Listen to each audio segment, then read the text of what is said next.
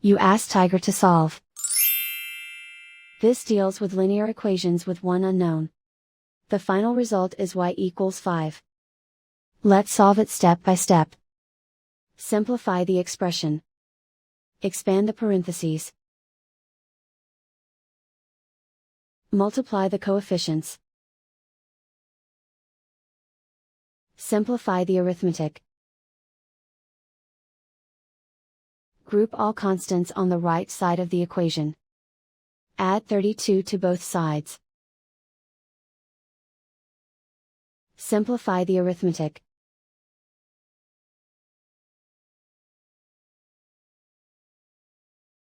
Isolate the k. Divide both sides by -8. Cancel out the negatives.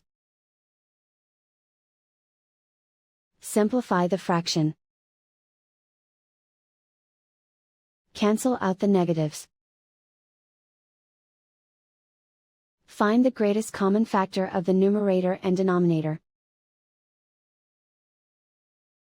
Factor out and cancel the greatest common factor. And so the final result is y equals 5.